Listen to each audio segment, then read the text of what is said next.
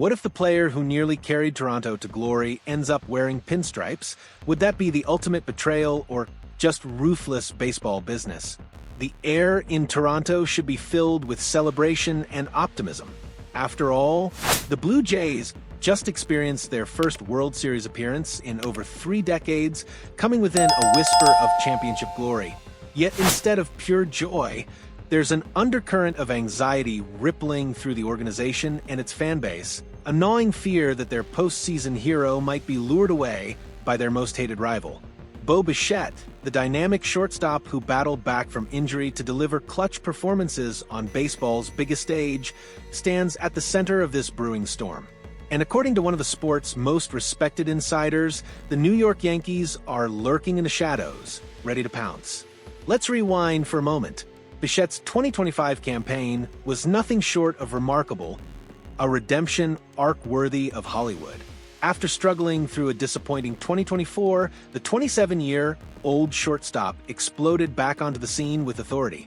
In just 139 games, he accumulated 3.5 WAR and was tracking toward potentially leading the American League in hits for the 3rd time in his career before a September knee injury temporarily derailed his momentum. But here's where the story gets cinematic. Bichette refused to let that injury define his season. He clawed his way back into the starting lineup just in time for the World Series, delivering performances that had Toronto fans believing in miracles. His bat came alive when it mattered most, his defensive instincts remained sharp, and his leadership galvanized a team that had waited 32 years for this moment. Now, imagine that same player, that warrior who bled blue, standing in the batter's box at Yankee Stadium, wearing the iconic pinstripes, staring down a Blue Jays pitcher. The thought alone is enough to make Toronto faithful physically ill. Mark Feinsand of MLB.com, one of the most plugged-in voices in baseball journalism, recently floated a scenario that sent shockwaves through the Great White North. In his analysis, Feinsand identified Bichette as the perfect fit for New York's infield puzzle, and his reasoning is disturbingly sound. Bichette and the Blue Jays could still reunite. But what if the Yankees made a strong push for the shortstop? Feinsand posed, many see Bichette as a future second baseman, but with Anthony Volpe recovering from shoulder surgery and Jazz Chisholm Jr. set to become a free agent next year, Bichette could take over at shortstop and give the Yankees a long-term plan at second base if Chisholm departs. The logic is ruthlessly efficient. New York needs infield stability. Volpe's health remains uncertain. Chisholm's future with the organization is murky at best. Bichette represents both an immediate upgrade and a strategic long-term investment. A player entering his prime who can hit at an elite level and provide defensive versatility. For the Yankees, it's a chess move that addresses multiple vulnerabilities simultaneously. For Toronto, it's a potential dagger to the heart. Here's where this saga gets complicated. Both Bichette and the Blue Jays organization have publicly expressed mutual interest in continuing their relationship. The player wants to stay. The team wants to keep him. On the surface, this should be straightforward, a simple matter of putting pen to paper and making it official. But baseball is never that simple, especially when dollars and cents enter the conversation. Toronto has already committed significant financial resources to extending Dylan Cease, their ace pitcher, who provides rotation stability for years to come. That investment, while necessary, has tightened the purse strings and complicated the mathematics of building a championship-caliber roster. General Manager Ross Atkins now faces an unenviable calculus. How much can the organization afford to pay Bichette while maintaining flexibility to address other roster needs? What's the breaking point where financial prudence conflicts with competitive necessity? And most critically, what happens if the Yankees simply outbid them? The harsh reality is that New York operates with financial advantages that most franchises can't match. If the Yankees decide they want Bichette badly enough, they possess the resources to make an offer Toronto might struggle to counter. Let's be brutally honest about what losing Bichette to New York would mean. This isn't just about losing a talented player. Teams lose talented players in free agency all the time. This cuts deeper striking at the very identity and competitive standing of the franchise. First, there's the divisional rivalry aspect.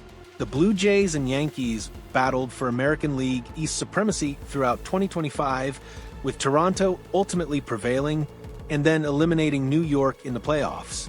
That victory represented a symbolic shift, a declaration that the power balance in the division had changed. Watching Bichette defect to the team they just vanquished would undermine that narrative entirely, suggesting that Toronto remains the smaller market team, perpetually vulnerable to New York's gravitational pull. Second, consider the on-field implications. Bichette isn't just a good hitter. He's one of baseball's premier contact artists, a player capable of leading the league in hits and providing the kind of consistent offensive production that anchors a lineup. Removing him from Toronto's roster creates a massive void. Adding him to New York's lineup transforms them into an even more formidable opponent. The swing in competitive balance would be staggering. Toronto would lose approximately 3 to 4 wins of value, while simultaneously handing those wins to their primary division rival. In a competitive AL East where margins are razor-thin, that differential could easily determine playoff positioning. Third, there's the psychological and emotional toll. Bichette has become synonymous with Blue Jays baseball over recent seasons. He's homegrown talent who developed through the organization system, embodying the franchise's identity. Watching him leave for any team would sting. Watching him leave for the Yankees would feel like betrayal, even if it's simply business. Feinsand's analysis includes an intriguing positional consideration that makes this scenario even more plausible. While Bichette has established himself as a shortstop, many scouts and analysts project his long-term future at second base, a position that typically demands less range, but values his offensive contributions and baseball instincts. For the Yankees, this versatility is invaluable. They could deploy Bichette at shortstop immediately while Volpe recovers, then potentially shift him to second base down the line, creating a stable middle infield for the next half-decade. It's the kind of roster flexibility that championship teams are built upon. This positional adaptability also insulates New York against multiple contingencies. If Volpe's shoulder issues persist, Bichette remains at short. If Chisholm departs in free agency next winter, Bichette slides to second. If both scenarios unfold, the Yankees have options rather than desperation. Toronto, meanwhile, would be scrambling to replace not just Bichette's production, but also his leadership and clubhouse presence, intangibles that don't show up in statistics, but prove crucial during championship runs. As this offseason unfolds, every Blue Jays fan will be watching the Bichette situation with bated breath. The organization faces a defining moment, one that will reveal whether Toronto can truly compete with baseball's financial giants when it comes to retaining homegrown stars. Ross Atkins and the front office understand the stakes. Losing Bichette would be painful regardless of destination, but losing him to New York would border on catastrophic. A public relations disaster, a competitive setback, and a symbolic defeat all rolled into one gut-wrenching package. The optimistic view suggests that Bichette's stated desire to remain in Toronto, combined with the organization's commitment to keeping him, will ultimately prevail. Relationships matter in baseball, and the connection between player and city runs deep. Perhaps that emotional bond, coupled with a fair financial offer, will be enough to keep him north of the border. The pessimistic view acknowledges that professional sports is ultimately a business, and players have limited windows to maximize their earning potential. If the Yankees offer significantly more money or years, can anyone truly blame Bichette for accepting? And can Toronto realistically match whatever New York puts on the table? This off-season drama represents more than just one player's free agency decision. It's a referendum on Toronto's ability to build and sustain a championship contender in an era of escalating payrolls and aggressive big-market teams. It's a test of whether relationships and loyalty can withstand the gravitational pull of Yankee Stadium and everything it represents. For Blue Jays fans who watched Bichette battle through injury to contribute in the World Series, the thought of seeing him in pinstripes is almost too painful to contemplate.